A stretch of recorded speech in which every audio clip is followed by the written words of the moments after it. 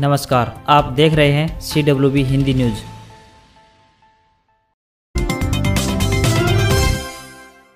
किसानों पर दर्ज मुकदमों पर मंथन, डिप्टी सीएम बोले सरकार के पास अपना डेटा, सहमति के बाद निर्णय। हरियाणा में दर्ज 200 से ज्यादा FIR। कृषि कानूनों की वापसी के साथ अब किसानों की अन्य मांगों पर भी केंद्र के साथ हरियाणा सरकार ने मंथन शुरू कर दिया है। डिप्टी सीएम दुष्यंत चौटाला ने कहा कि केंद्र सरकार न्यूनतम समर्थन मूल्य यानी MSP को लेकर कमेटी बना रही है। इससे किसानों को बड़ा लाभ होगा। साथ ही आंदोलन के दौरान दर्ज हुए केस वापस लेने की बात पर दुष्यंत ने कहा कि राज्य सरकार के पास अपना डेटा है जिस पर विचार चल रहा है। उप मुख्यमंत्री दुष्यंत चौटाला ने कहा कि फैसले मिलकर लिए जाते हैं, न सरकार और न ही आंदोलन पर बैठे लोग अकेले फैसला ले सकते हैं। जैसे ही आपसी सहमति बनेगी उस पर सरकार अपना निर्णय लेगी। इसमें चाहे किसी पर केस दर्ज हो या फिर उसकी मौत हुई हो, इन सब पर आपसी सहमति बनने पर अगला कदम उठाएंगे।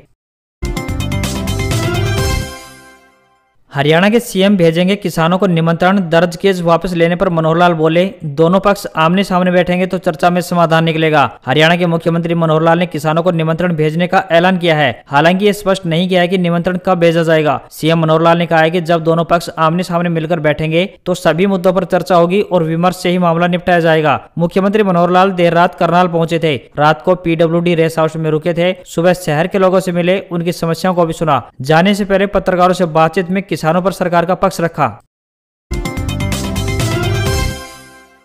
816 आर्ट एंड क्राफ्ट भर्ती मामला, हाईकोर्ट ने नियुक्ति पत्र जारी करने पर लगाई रोक। 13 दिसंबर को होगी अगली सुनवाई। 816 आर्ट एंड क्राफ्ट भर्ती में कुरुक्षेत्र यूनिवर्सिटी यानी KU से पत्राचार कोर्स के चयनित अभ्यर्थियों को सुप्रीम कोर्ट ने अयोग्य घोषित किया है। रिवाइज रिजल्ट की मांग कर रहे ITI डिप्लोमा होल्डर गुरुवार को मौलिक शिक्षा अधिकारी शिक्षा निदेशालय से मिलने पहुंचे। ITI डिप्लोमा होल्डर और याचिकाकर्ती मनोज राठी ने बताया कि हाईकोर्ट में याचिका दायर की गई है। कोर्ट ने KU से आर्ट एंड क्राफ्ट करने वाले उम्मीदवारों को नियुक्ति पत्र देने पर रोक लगा दी है। सरकार की ओर से पेश DIG कीर्ति सिंह ने 13 दिसंबर तक के लिए समय मांगा है। मामले की सुनवाई इसी दिन है।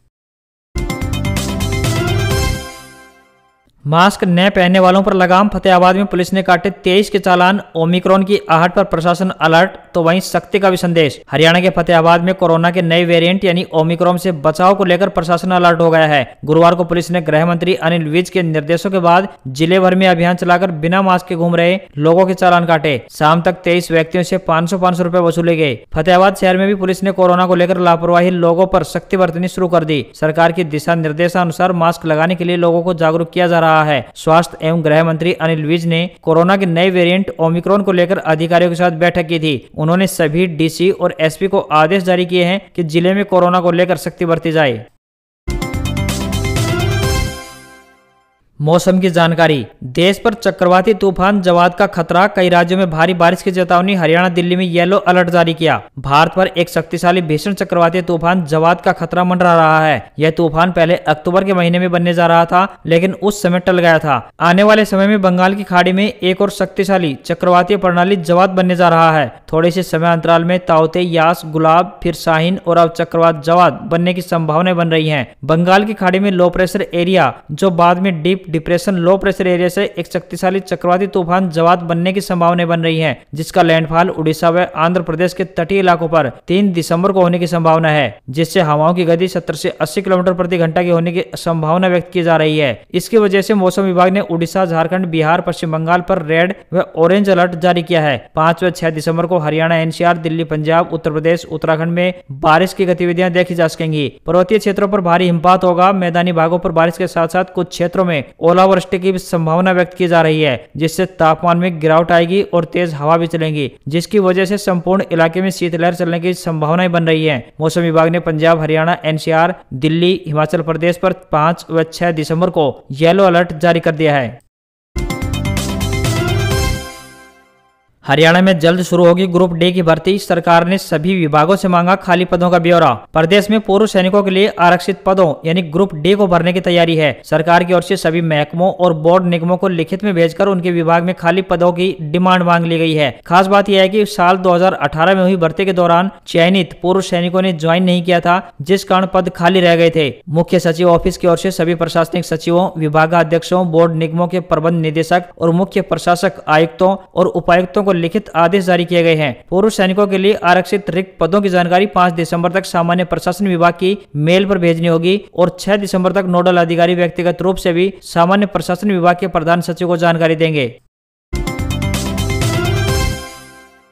परंपरागत खेती छोड़ किसान ने उगाई केले, 1 एकड़ में 2,25,000 रुपए की पैदावार। जो मजाक उड़ाते थे अब वही देखने आते हैं फसल विविधीकरण को अपनाते हुए क्षेत्र के प्रगतिशील किसान कंवरपाल राणा ने केले की खेती करके एक मिसाल कायम की है। गेहूं व धान की परंपरागत फसल को छोड़कर शहजादपुर के किसान कंवरपाल राणा ने केले की खेती में रुचि दिखाई है, जिसमें इस किसान की उद्यान विभाग द्वारा मदद की गई है। किसान कंवरपाल राणा के द्वारा फसल विविधीकरण को अपनाने पर बागवानी विभाग द्वारा लगभग 9 लाख रुपए की सब्सिडी विभिन्न स्कीमों के माध्यम से दी गई है। किसान कंवरपाल राणा ने बताया कि गांव कलाल माजरी में लगभग 14 एकड़ में केले की खेती शुरू की है। राणा ने बताया कि जुलाई 2020 में केले की पौध फरीदाबाद की एक कंपनी से 18 रुपए प्रति प्लांट पौधा खरीद कर लगाई है और 1 एकड़ में 1234 पौधे लगे हैं। फसल को तैयार करने पर लगभग 80,000 रुपए की लागत आई है। उन्होंने उम्मीद व्यक्त की है कि 1 एकड़ से 2 लाख रुपए से लेकर 2,25,000 रुपए तक की पैदावार होने का अनुमान है। वे बताते हैं कि केले के पौधे में नमी बनी रहे, इसलिए हर 15 दिन में सिंचाई करते हैं। ठंड के दिनों में 15 दिनों में और गर्मियों में 8 से 10 दिनों के अंतर पर सिंचाई करनी पड़ती है।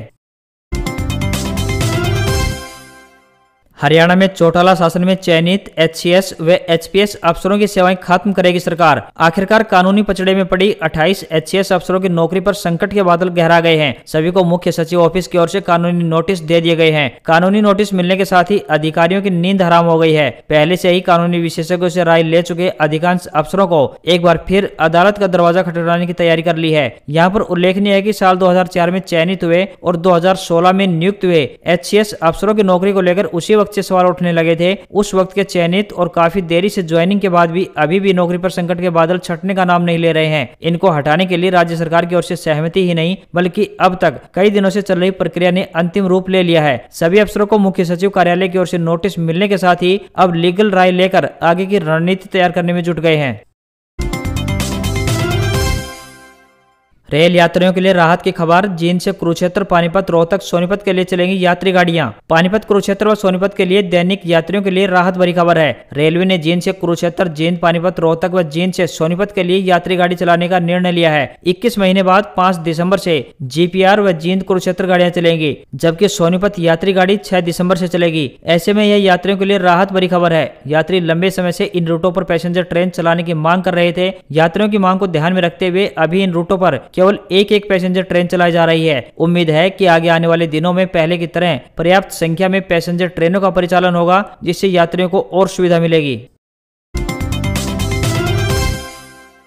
किसान आंदोलन अपडेट। 4 दिसंबर को खत्म हो सकता है किसान आंदोलन, संयुक्त किसान मोर्चा के नेताओं ने दिए संकेत। अगर कुछ अप्रत्याशित नहीं हुआ तो आगामी 4 दिसंबर को कुंडली बॉर्डर पर होने वाली संयुक्त किसान मोर्चा यानी SKM की बैठक में आंदोलन खत्म करने का ऐलान हो सकता है। मोर्चा के नेता अभिमन्यु कोहाड़ ने बताया कि अगर 4 दिसंबर तक सरकार मोर्चा की सभी मांगों को मान लेती है तो उन्हें ठंड में सड़क पर बैठकर आंदोलन करने का कोई शौक नहीं है। उस दिन बैठक में आंदोलन खत्म करने की घोषणा की जा सकती है, लेकिन मांगे पूरी नहीं हुई तो आगामी रणनीति पर निर्णय लिया जाएगा।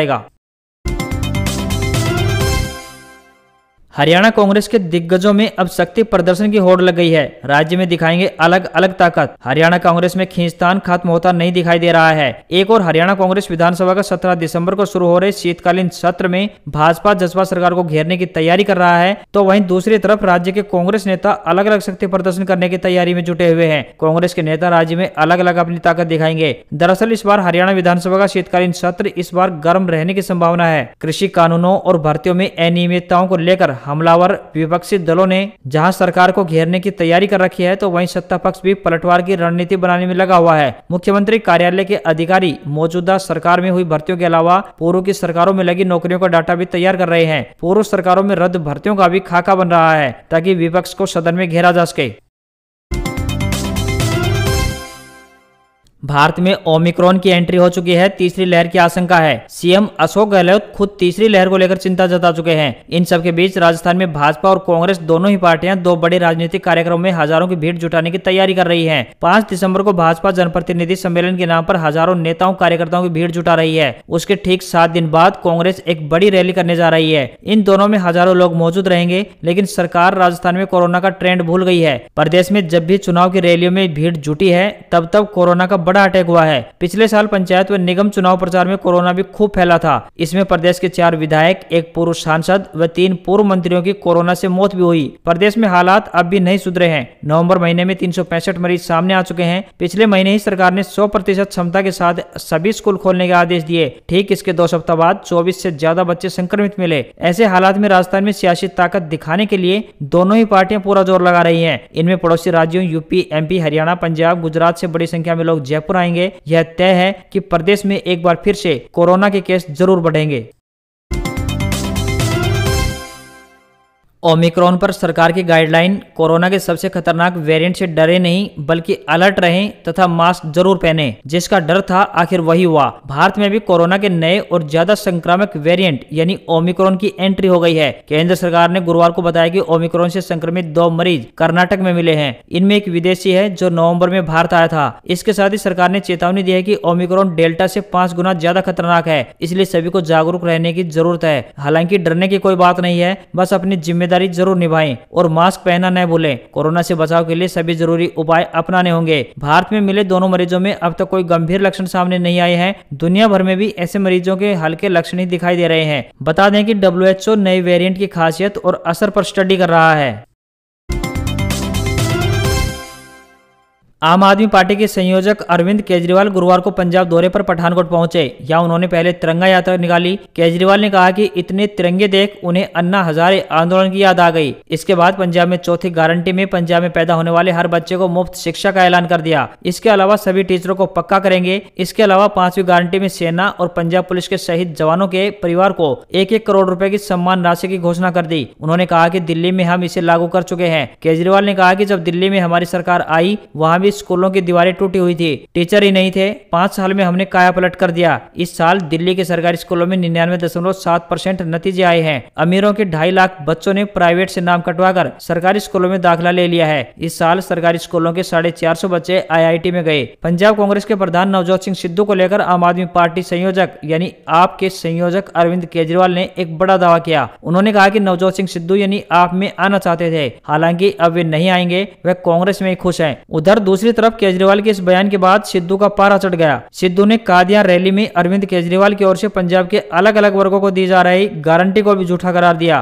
पंजाब कांग्रेस प्रधान नवजोत सिंह सिद्धू अरविंद केजरीवाल के बयान से भड़क गए हैं। गुरुवार को गुरदासपुर जिले के कादियां पहुंचे सिद्धू ने केजरीवाल और आप का जमकर मखौल उड़ाया। सिद्धू ने कहा कि केजरीवाल को पंजाब में कोई दुल्हा यानी CM चेहरा तो नहीं मिल रहा है, परंतु बारात अकेले नाच रही है। सरकारी नौकरी अपडेट। उत्तर प्रदेश में होमगार्ड के 30,000 पदों पर होगी भर्ती। 10वीं व +2 पास कैंडिडेट्स कर सकते हैं अप्लाई। उत्तर प्रदेश का गृह विभाग होमगार्ड के पदों पर जल्द ही भर्ती का विज्ञापन जारी करने वाला है। इसके अंतर्गत तकरीबन 30,000 होमगार्ड्स की भर्ती होगी। यूपी होमगार्ड्स भर्ती के लिए योग्य उम्मीदवारों का selection written exam, physical test और इंटरव्यू के आधार पर होगा। होमगार्ड्स भर्ती नियमावली 2011 के अनुसार उम्मीदवारों को 2 किलोमीटर की दौड़ लगानी होगी। 10 मिनट में पूरी करने पर 5 अंक मिलेंगे। 8 मिनट में पूरी करने पर 7 अंक, तो वहीं 6 मिनट में पूरी करने पर 10 अंक मिलेंगे। हालांकि इस प्रोसेस में संशोधन भी हो सकता है। उम्मीदवार की उम्र की बात करें तो कम से कम 20 साल और अधिकतम 50 साल होनी चाहिए। होमगार्ड स्वयंसेवक पद के लिए उम्मीदवार की आयु 18 से 45 वर्ष के बीच होनी चाहिए। उत्तर प्रदेश में होमगार्ड्स की भर्ती डेली बेसिस पर होती है, यानी जितने दिन काम उतने दिन का भुगतान। पहले यूपी में होमगार्ड्स को प्रतिदिन 375 रुपए मिलते थे, लेकिन इसमें 125 रुपए और बढ़ा दिए हैं। अब प्रतिदिन 500 रुपए मिलेंगे।